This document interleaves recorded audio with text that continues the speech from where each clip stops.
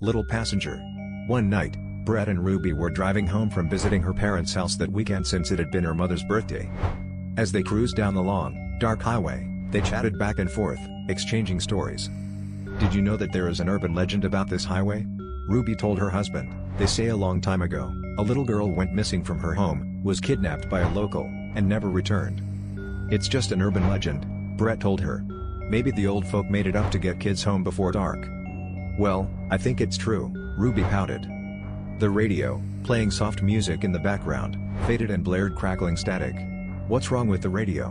Ruby sighed, trying to find a station that would come through. "It's probably just electrical interference," Brett rationalized.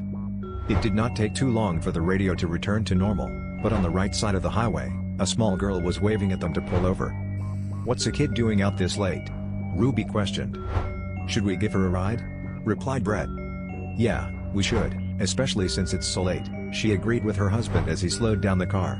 Yet, something about this did not sit right with him, even though he had decided to stop. Ruby pressed a button, and the window rolled down as the little girl walked over. "Hey, sweetie, do you need a ride home?" she asked. "Yes.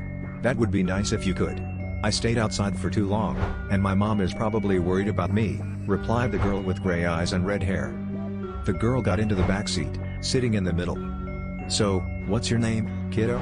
Brett asked, looking at the small girl in his rearview mirror. "Katrina," the red-haired girl replied. The girl then began pointing at different back roads that Ruby did not know existed, and she grew up in this area. The last one they turned down was a long dirt road overgrown with nature. There, at the end, was an old, dilapidated cabin. Concerned, Ruby turned to ask Katrina if she was sure this was right.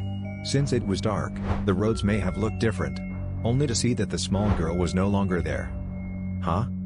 What is it, Ruby?" her husband asked, noticing her confusion. She looked into the rearview mirror to see why she had been so bewildered.